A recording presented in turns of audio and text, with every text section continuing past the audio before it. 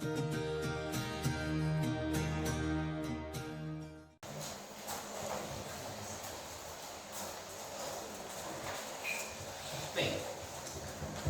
irmãos, como eu falei, a gente vai tomar ceia junto hoje e eu quero fazer uma introdução a essa ceia usando uma palavra que Paulo usou para falar com a igreja de Corinto. E todos nós conhecemos bem, acho que quase todas as vezes que nós tomamos a ceia juntos, a gente usa essa palavra ou simplesmente lê ela antes de tomar a ceia. Mas hoje eu queria um pouquinho mais a fundo e junto com vocês meditar naquilo que Paulo ensinou para a igreja de Corinto. Porque a tônica do que Paulo estava falando com Corinto é: vocês precisam tomar a ceia de uma maneira digna.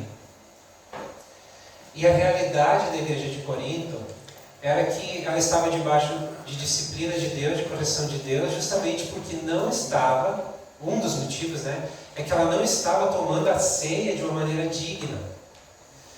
E aí eu quero iniciar essa noite te fazendo uma pergunta. Como tu está hoje para tomar a ceia de uma forma digna? Se a palavra nos fala que se tomarmos de uma maneira não digna, nós acabamos atraindo juízo de Deus, disciplina de Deus sobre a nossa vida. Então, o que é que nós precisamos fazer para ter certeza que estamos tomando a ceia de uma maneira digna? Esse é o tema do que eu quero falar um pouquinho contigo nessa noite. E interessante é que Paulo, ele exorta a igreja de Corinto porque era justamente um dos pontos onde eles estavam falhando muito, era nessa hora tão importante de cumprir um mandamento de Jesus, porque Jesus ele institui a ceia na noite em que foi traído, e ele declara lá: olha, todas as vezes que vocês tomarem essa ceia juntos, façam isso em memória de mim. Então é algo muito importante, trazia à memória aquilo que Jesus tinha feito pela igreja. E a igreja de Corinto estava falhando nesse quesito, ela estava tomando a ceia de uma maneira indigna. E a ceia do Senhor é uma oportunidade de nós crescermos espiritualmente e sermos abençoados também. Mas, para isso, a gente tem que ter essa consciência de tomar a ceia da maneira correta. E Paulo nos ensina, Paulo ensina para a igreja de Corinto, e é nesse ensino que eu quero pegar alguns aspectos. E é interessante que ele mostra para a igreja de Corinto 4, o que eu posso chamar de direções que eles deveriam olhar, mirar, antes de tomar ceia. E essas 4 direções para a qual eles olhariam, trariam à memória deles esperança e uma convicção de fé de que estariam tomando então a ceia de uma maneira correta. E da mesma forma, eles estariam atraindo sobre a vida deles a graça, a misericórdia, as bênçãos de Deus, através dessa atitude de tomar a ceia juntos. Então eu quero falar um pouquinho com vocês nessa noite justamente sobre essas 4 direções para a qual nós devemos olhar, baseado nesse ensino de Paulo, que vai nos levar a um lugar de segurança, posso falar assim, para tomarmos a ceia juntos. E a primeira direção que Paulo ensina a igreja a olhar é para trás. Mas ele não ensina a igreja a olhar para trás, para a vida que os irmãos levavam antes, para quão depravados eles eram, para quão distantes de Deus eles estavam. Não era nesse sentido. Mas Paulo ensina eles a olhar para trás, para ver o que aconteceu lá atrás, que traz esperança para hoje, ou na ocasião ali, para aquele momento da igreja. Em 1 Coríntios 11, a partir do versículo 23, então, ele começa esse ensino para a igreja. E ele diz assim: pois recebi do Senhor o que também lhes entreguei, que o Senhor Jesus, na noite em que foi traído, tomou o pão e, tendo dado graças, partiu e disse: isto é o meu corpo que é dado em favor de vocês, façam isso em memória de mim. Da mesma forma, depois da ceia, ele tomou o cálice e disse: este cálice é a nova aliança no meu sangue, façam isto sempre que o beberem em memória de mim. Porque sempre que o comerem deste pão e beberem deste cálice, vocês anunciam a morte do Senhor. Então Paulo ele ensina a igreja a olhar para trás, mas para onde? Para a cruz. Para aquilo que aconteceu na cruz, para a obra consumada de Jesus na cruz, que faria com que o que faz, na verdade, sentido para nós estarmos aqui hoje. Tanto quanto a igreja de Corinto precisava olhar para a cruz, como nós precisamos olhar para a cruz. Se nós tirarmos a cruz, a obra da cruz, do cristianismo, não existe mais cristianismo. Se nós tirarmos a obra da cruz da igreja, não existe mais igreja. Não faz mais sentido ser igreja. Por isso que a direção que Paulo dá, ele diz, olhem para aquilo que aconteceu. Lembrem do que aconteceu. Façam isso, Jesus diz, façam isso em memória de mim. Lembrem de como o amor do Pai foi derramado através de Jesus em uma atitude de sacrifício vivo. E quando nós olhamos para aquilo que aconteceu na cruz, nós trazemos, o Espírito Santo começa a trazer a nossa memória, que é porque Jesus foi para a cruz tomar o nosso lugar, é que nós fomos perdoados de todos os nossos pecados. Nós somos libertos do poder de escravidão que o pecado impunha sobre as nossas vidas. Nós não somos mais escravos do pecado. Você pode dizer amém para isso? Não somos mais escravos do pecado. Por quê? Por causa da obra da cruz. Jesus, numa atitude de humildade, Jesus, numa atitude de obediência, ele entrega a sua vida, ele toma sobre si todo o jugo do pecado, ele toma sobre si todo o castigo do pecado, para nos dar liberdade para vencer o pecado, para não mais ser escravo do pecado. Então, quando nós olhamos para trás, nós vemos uma obra que foi consumada. Essa palavra que é tão importante, quando Jesus lá na cruz, ele declara, está consumado. Ele estava dizendo o seguinte, olha Pai, a missão que Tu me deu, eu cumpri. Porque eu cumpri a minha missão, os meus irmãos estão livres. Estão livres do pecado, estão livres da condenação, estão livres do juízo do pecado, do jugo do pecado. Eles estão livres. Jesus conquistou isso para nós lá na cruz, irmãos. Às vezes, por que eu acho tão importante essa orientação de Paulo? Porque às vezes a gente entra numa vida cristã como se fosse num piloto automático. E a gente acaba esquecendo do que foi o início de tudo. O porquê é que nós estamos aqui. Por que é que nós podemos ser chamados de igreja, de cristãos? Por que é que nós podemos amar o Pai, amar uns aos outros? Tudo isso foi por causa de Jesus. Então a primeira direção na qual nós olhamos essa noite, nós podemos olhar essa noite, devemos, é olhar para a obra da cruz. Aquilo que Jesus fez por nós. Amém? Uma próxima direção que Paulo ensina a gente olhar é para frente. Por que para frente? No versículo 26, no finalzinho do versículo 26, Paulo diz assim, até que ele venha. Ele diz assim, todas as vezes que vocês fizerem isso, vocês vão estar anunciando a morte de Jesus até que ele venha.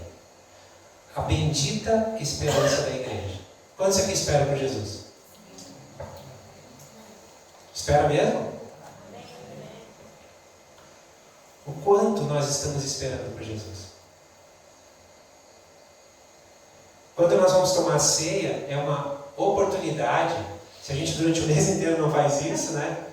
Deveria fazer todos os dias.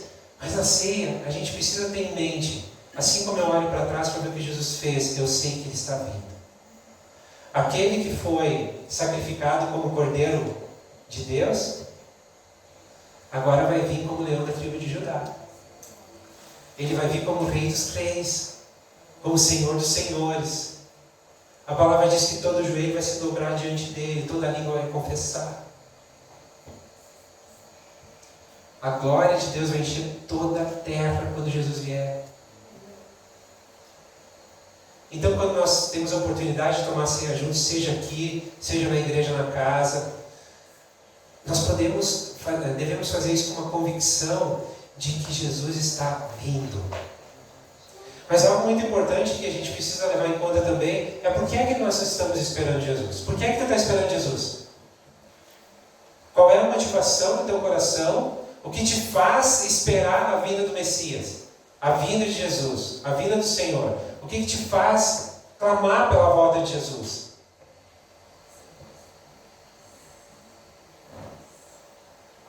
Os problemas que estão na tua vida? As dificuldades? Talvez uma enfermidade? Jesus vem logo, me tira disso. É um problema de relacionamento, problema na casa, problema com o filho. O que é que te faz esperar pela vinda de Jesus? O próprio Jesus. Ele é a pessoa dele. A esperança de estar com ele. Olha. Irmãos, qualquer coisa, qualquer situação que nos faz esperar Jesus, que não seja o desejo de estar com Ele, é um erro, é um engano. Sabe, a gente às vezes tem aquela síndrome do escapismo. Jesus vem para me tirar dessa, vem para me livrar desse problema, vem para me livrar dessa situação. Não, nós precisamos desejar a vinda dEle para estar com Ele. Amém? Tu deseja estar com Jesus? Cada vez que tomamos assim, vamos olhar para frente. Jesus está vindo, irmãos. Ele está vindo. Isso é verdade, viu? Lá na época dos apóstolos, eles às vezes eram questionados pela demora da vida. E hoje nós entendemos que parte da demora da vida é pela misericórdia de Deus mesmo, porque Ele quer que todos sejam salvos. Mas aí é óbvio, olhando ao nosso redor, tudo que está acontecendo, nós percebemos que o tempo está cada vez se abreviando mais e Jesus está chegando. Ele está chegando. Isso é um motivo de grande alegria. Amém? Amém. É um motivo de grande alegria, irmãos. Talvez havia uns perrengues pela frente ali ainda, mas é motivo de grande alegria, porque nós temos a bendita esperança, nós temos a convicção de que Jesus vai vir.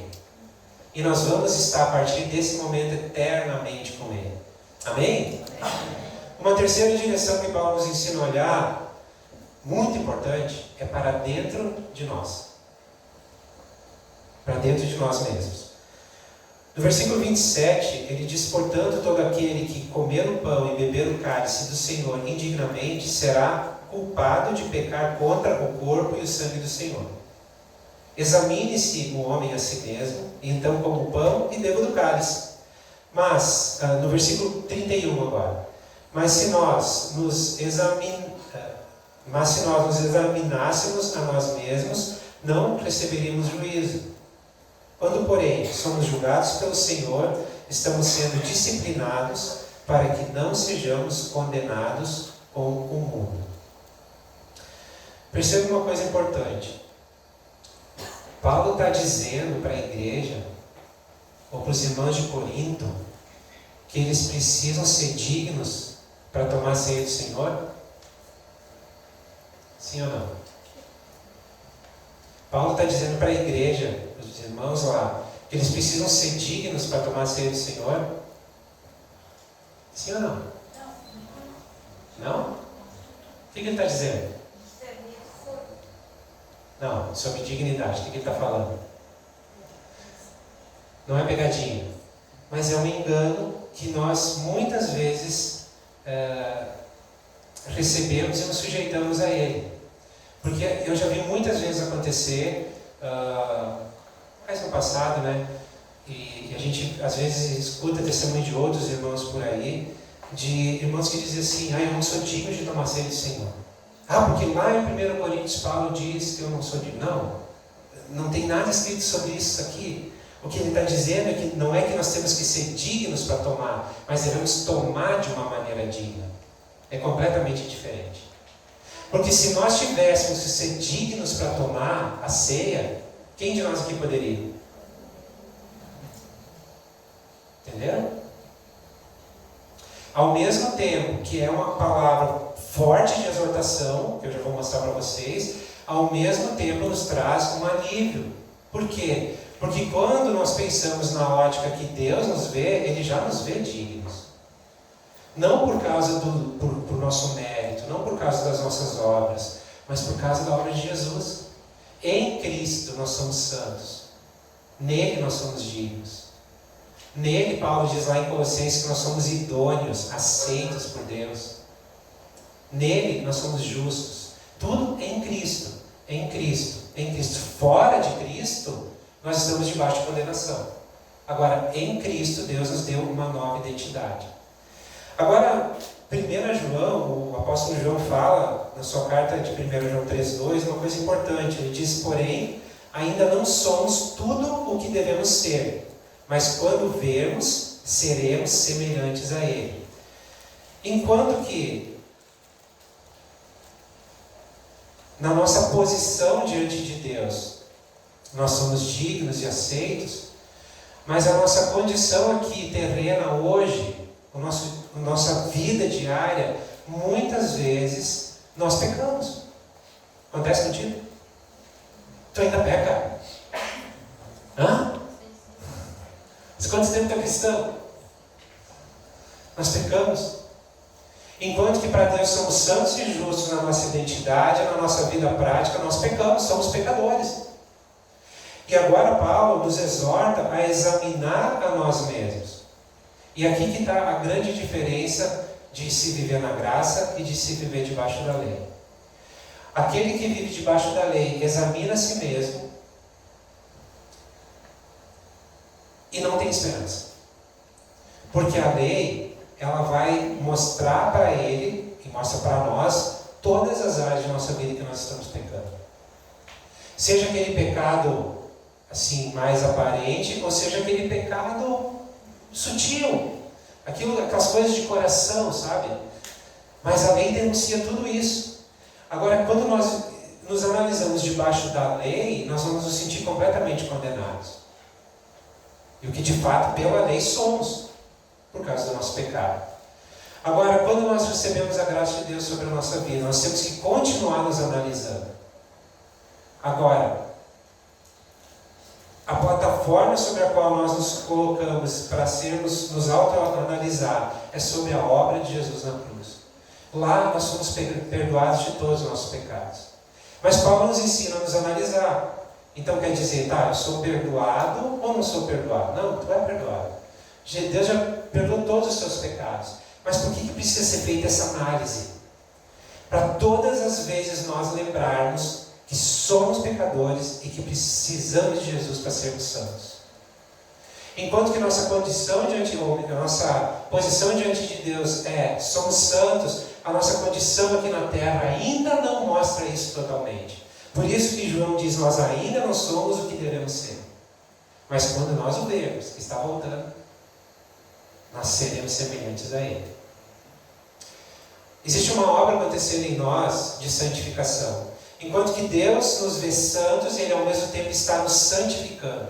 É uma obra do Espírito Santo em cada um de nós e nós participamos dessa obra. Nós não podemos nos colocar numa posição passiva e pensar assim, bom, o Espírito Santo tem que fazer tudo, eu não faço mais nada. Não, Ele nos convida a participar. Não há como nós não participarmos dessa obra de santificação, porque nós temos que tomar decisões, temos que render nossa vontade, e isso cabe a nós. O Espírito Santo vai nos capacitar para tomar decisões corretas, Ele vai nos capacitar para nos rendermos, mas em última análise quem tem que se dobrar sou eu. Está entendendo? Mas e quando nós não fizemos isso? Aí Deus nos ajuda, nos coloca debaixo de uma disciplina de amor. Diferente da lei que decretava a morte, pela graça do Senhor, em amor nós somos disciplinados também. Era isso que estava acontecendo com a igreja de Corinto. Então, essa análise interna, ou essa direção que nós temos que olhar para dentro de nós, ela é muito séria. E sempre que olharmos para dentro de nós mesmos com sinceridade e humildade, vai brotar um sentimento no nosso coração. Uma vez que nós temos revelação da graça e da misericórdia de Deus. Esse sentimento é gratidão. Porque quando nós olhamos para nós mesmos, nós só temos uma alternativa. É contar com a graça e com a misericórdia de Deus. É assim contigo? Quando tu olha para dentro de ti, está tudo resolvido? Está tudo limpo? Tudo alinhado com a vontade perfeita de Deus? Ainda não está, né? Nenhum de nós.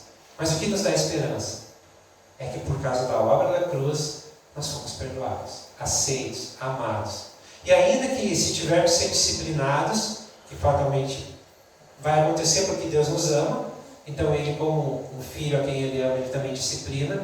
Quando tiver que acontecer isso, vai ser com amor. Nunca para destruição, sempre para aproveitamento. Mas é importantíssimo olharmos para dentro de nós mesmos, analisar nossa vida, encontrar aqueles pecados, confessar esses pecados ao Senhor, reconhecer diante dele que nós ainda não somos quem devemos ser, reconhecer que a graça e a misericórdia de Deus é tudo, é o que nos dá condição, né, de poder usufruir e nos alegrar na ceia e poder usufruir das bênçãos que vêm através dela também. Então o Senhor nos leva a uma análise para nós entendermos que precisamos continuamente dele como nosso Salvador. Amém? Então nós olhamos para trás, olhando para Jesus e a obra que Ele fez na cruz. Olhamos para frente, olhando para Ele que está vindo. Olhamos para dentro de nós para nos analisar e, numa atitude de humildade, nos posicionar diante de Deus e permitir que Ele continue a obra, limpando a nossa vida, nos levando, nos alinhando com a vontade dEle. É uma atitude de quebrantamento mesmo, onde nós podemos dizer: Senhor, eu não dou conta, eu não consigo, mas eu sei que o Teu Espírito que está em mim me capacita. Nós temos que lutar contra o pecado, pelo poder da graça de Deus em nós, nunca na nossa força natural, porque não vamos vencer, mas pelo poder da graça de Deus em nós, nós fomos libertos do pecado e podemos lutar agora contra ele, não mais dentro de uma jaula, como nós estávamos antes, mas o pecado não deixou de existir, ele não morreu. Nós temos que continuar lutando contra ele. Amém? Entendemos isso? E uma quarta direção que ele nos ensina a olhar é ao nosso redor. No versículo 33 ele diz: portanto, meus irmãos, quando vocês se reúnem para comer, esperem uns pelos outros. Estava tendo um probleminha lá, que quando eles se reuniam para tomar ceia juntos, os caras, os que chegavam primeiro comiam tudo e se bebedavam. Tomavam todo o vinho. Aí os que vinham depois ficavam sem. Até isso Paulo teve que corrigir. Os caras eram glutão, né? Não esperavam uns pelos outros. Mas na verdade o cerne disso aqui é falta de amor. Não é? Eles não olhavam ao redor. Eles não esperavam pelos irmãos. Eles não olhavam para aquele que fazia parte do corpo. Ou seja, eles não discerniam o corpo. E Paulo nos ensina a discernir o corpo. Ele fala sobre isso, né? E o discernir o corpo, quando nós começamos a discernir o corpo de Cristo, nós nos damos conta que fizemos parte de uma família. Agora, durante o mês de março, a gente vai falar um pouco mais sobre o fazer parte dessa família, que é um dos propósitos de Deus para a nossa vida. Ele nos colocou e nos chamou para dentro da sua família. Dentro dessa família existem direitos, existem deveres, existem responsabilidades, existe um comprometimento com a família que nós devemos ter. E Paulo ele chama a nossa atenção e chamou a atenção da igreja de Corinto justamente para ter esse discernimento, de entender que nós fazemos parte de um corpo. Então Paulo ele nos ajuda, através dessa palavra, a olhar ao nosso redor, prestar atenção nas necessidades dos nossos irmãos, nas lutas deles, poder ajudar uns aos outros, servir uns aos outros. E quando a gente pensa em comunhão, que é o objetivo dessa família, né, de estarmos juntos como família, nós temos que ter comunhão. Essa comunhão nos fortalece, ela nos faz crescer. E um aspecto de discernir o corpo, quando discernimos o corpo, nós desejamos estar juntos. É um prazer estar juntos. Nós somos diferentes. Em alguns momentos ou em muitos não concordamos 100% um com o outro. Pensamos diferente, temos gosto diferente. Mas o Espírito Santo nos une. Mas isso nós só conseguimos viver na prática quando nós discernimos o corpo de Cristo. Por isso que uma das exortações de Paulo aqui para os Coríntios é para ter o discernimento desse corpo. Como a atitude deles era de glutonaria, de não esperar uns pelos outros, de não honrar uns aos outros, o que isso mostrava? O que caracterizava? É que eles não tinham discernimento de que eles faziam parte de uma família maior. Pensavam só em si mesmos. Então Paulo nos ensina a olhar ao nosso redor. Quando tu olha ao teu redor, tu vê vários irmãos. Ele nos ajuda a perceber nessa comunhão que, e isso é algo muito, muito precioso da comunhão, quando a gente começa a relacionar uns com os outros, às vezes nós pensamos que o nosso problema é um grande problema. E aí quando começamos a relacionar com o nosso irmão, a gente vê que ele também tem um grande problema. E a gente pode se ajudar. A gente se identifica. A gente pode servir um ao outro. Bom, tem todas aquelas mutualidades, né, que a gente de vez em quando fala aí, amar, servir, cuidar, proteger, enfim, tem várias mutualidades que nós devemos fazer uns aos outros. Isso é discernir o corpo de Cristo. O fazer parte da igreja, irmãos, fazer parte do corpo de Cristo não é simplesmente participar de um culto, mas é viver a vida da igreja. É diferente. Participar de um culto não gera responsabilidade. Agora, viver em comunhão, um dos aspectos disso é a responsabilidade que nós temos uns com os outros. Dentro da verdadeira comunhão, existe autenticidade. Nós podemos ser autênticos. Eu sou quem eu sou. Eu não preciso me esconder de ti. Eu não preciso viver com máscara aqui. Eu sou quem eu sou. Dentro dessa autenticidade, a gente não precisa ter medo de expor uma fraqueza. Quantas vezes vocês já viram eu, a Bárbara, expondo uma fraqueza nossa? Dizendo, olha, nessa área, naquela situação. Às vezes pode até chocar alguém, mas não deveria. Na verdadeira comunhão não choca. Porque na verdadeira comunhão mostra que nós somos iguais. Temos lutas, passamos por dificuldades, as nossas emoções oscilam, às vezes perdemos batalhas por pecado. Acontece com todos nós. E na verdadeira comunhão, nós temos essa autenticidade. Quando nós entendemos que fazemos parte de uma família, da família de Deus, nós podemos ser autênticos. Existe reciprocidade, o dar, o receber. É interessante como muitas vezes nós queremos usufruir da igreja, mas não dar à igreja. Eu não estou falando, bom, vocês entendem bem, quando eu falo de igreja, eu não estou falando da instituição. Eu estou falando, muitas vezes eu quero tomar a vida do meu irmão, mas eu não estou disposto a dar a vida para ele. Eu quero que ele me sirva, mas eu servir. Eu quero que ele veja que precisa ser feita tal obra aqui, mas eu não estou disposto a fazer. Eu quero ser servido. Mas dentro da família, quando nós discernimos a família, nós entendemos essa reciprocidade. Eu recebo, mas eu também dou. Ele reparte a vida dele comigo, mas eu também reparto minha vida com ele. A igreja funciona assim. Compaixão. A compaixão não fala de simplesmente, coitado dele, Jean, coitado, tinha uma situação, deixa eu sentar contigo aqui, eu vou te aconselhar então. Não, compaixão fala de sentir a dor do Jean. Se está doendo, vai doer para mim. Agora, é óbvio, né, irmãos, eu estou falando disso, isso não é algo que nós vamos agora, nós não vamos produzir isso, naturalmente. Mas o Espírito Santo constantemente está produzindo em nós. Quando nós discernimos o corpo, nós nos colocamos numa posição de permitir o Espírito Santo amar as pessoas através de nós, servir as pessoas através de nós. Ou melhor, Ele nos capacitar para amar, nos capacitar para servir, nos capacitar para chorar, para dar o ombro, para andar mais uma milha. Está entendendo? Isso é discernir o corpo.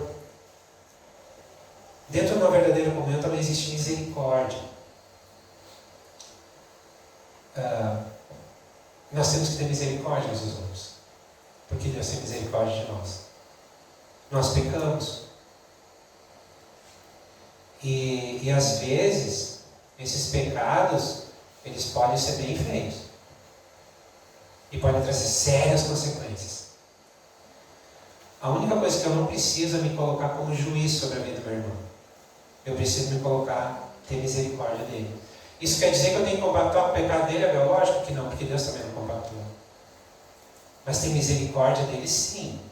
Não me colocar como juiz dele, sim. Então, dentro da verdadeira comunhão, existe essa atitude de compaixão, de misericórdia também.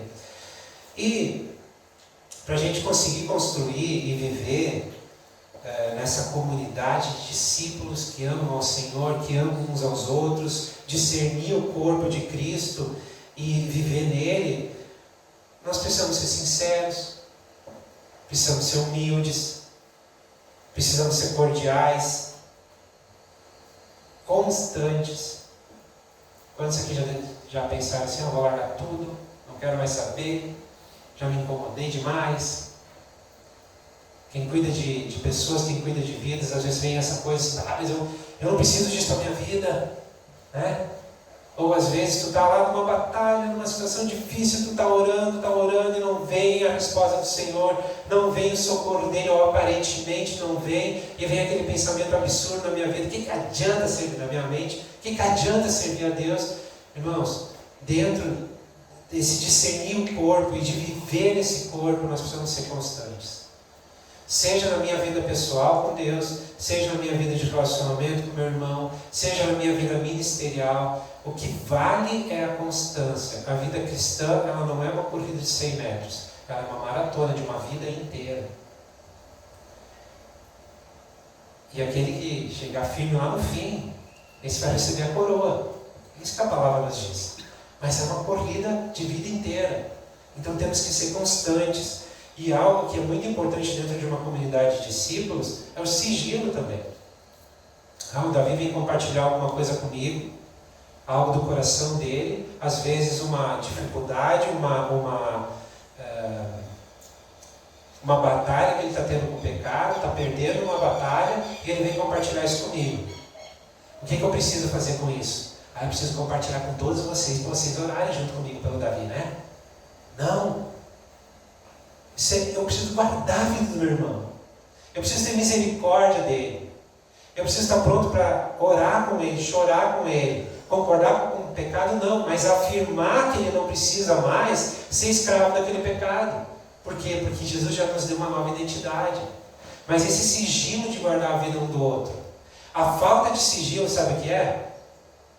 Fofoca. Que destrói vidas, famílias, relacionamentos. Então, dentro de uma comunidade de discípulos, discernindo o corpo de Cristo, nós temos que ter sigilo, guardar a vida um do outro, ter misericórdia um do outro. Amém? Vou repetir a pergunta: como tu está para tomar a ceia do Senhor de uma maneira digna nessa noite? Eu quero convidar os guris, Davi, os guris podem vir aqui, vamos ministrar uma canção. E agora a gente vai praticar o que Paulo nos ensinou. Tu pode olhar para trás, para a obra da cruz, olha para frente na bendita esperança, na expectativa de que o Senhor está vindo.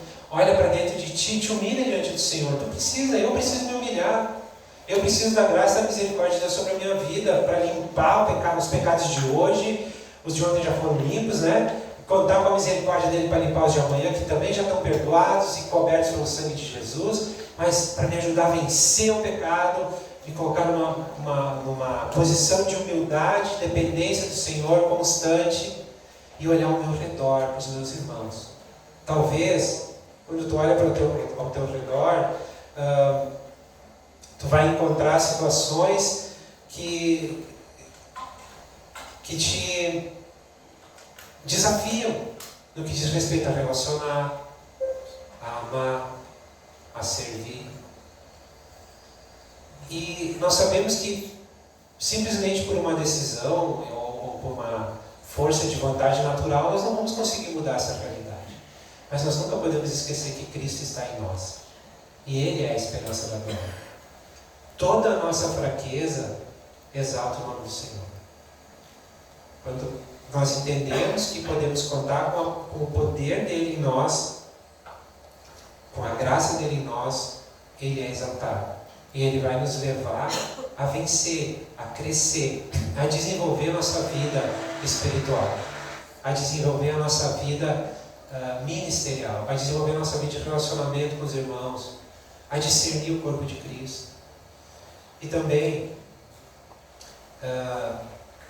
tendo essa consciência, né, eu creio que o principal de tudo, irmãos, nada disso que eu estou falando faz sentido se a gente não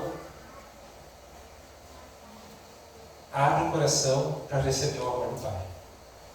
Ele nos ama. Ele te ama. Assim como tu é.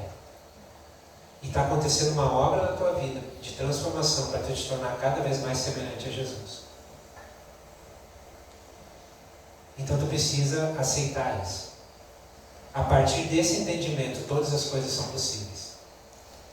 Agora, enquanto existir uma barreira na tua vida com Deus e uma dificuldade de experimentar o amor dele, compreender, ou se sentir amado, ou deixar que ele te ame, isso vai impedir que tu cresça nas outras áreas. Mas quando essa barreira cai, ele te dá toda a condição de crescer em todas as áreas da tua vida. Porque é a partir de uma nova plataforma na qual tu foi colocado, uma nova identidade que tu recebeu e que te faz agora crescer no Senhor. Então eu queria praticar junto com vocês agora, enquanto que os Luiz ministram aqui uma canção. E quem sabe tu pode olhar para trás, para frente, para dentro de ti, ao redor de ti um pouquinho. Uns minutinhos. Vamos nos analisar, vamos praticar isso e tomar a ceia com convicção, de uma maneira digna. Lembra, todos os seus pecados já foram perdoados. Reconhece eles diante do Senhor. Todos já foram perdoados. Senhor, nós queremos pedir que agora o Teu Espírito Santo nos ajude a olhar nessas 4 direções. Traz à nossa memória a obra da cruz. Traz à nossa memória e ao nosso coração a esperança, a bendita esperança da volta de Jesus. Nos ajuda a olhar para nós mesmos e discernir o que está errado